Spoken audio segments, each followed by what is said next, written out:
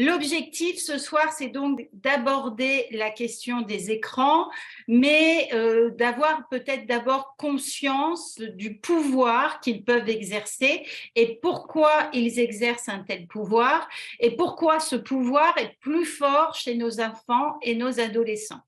Et puis de voir en deuxième partie comment il s'agit de leur parler de ces fameux écrans et de les aider à mieux comprendre ce qui se passe derrière. Et puis la troisième partie, comment concrètement les aider à limiter leur utilisation, comment aussi concrètement agir en cas de cyberharcèlement, puisque même si ça ne concerne heureusement pas tous nos enfants et nos adolescents, on pense quand même que 20 à 25% d'entre eux seront confrontés de toute façon à un problème proche du harcèlement, quand ça ne va pas jusqu'au harcèlement, mais à un problème de ce type. Donc l'idée est aussi de vous donner des pistes concrètes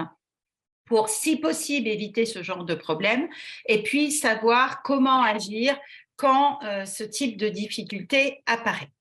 L'idée, c'est au début d'être plutôt sur un cadre de référence. Comme disait monsieur tout à l'heure dans son échange, c'est-à-dire de mettre un temps d'utilisation par jour ou par semaine. Bien sûr, c'est vous qui définissez, et un créneau d'utilisation que vous savez réalisable.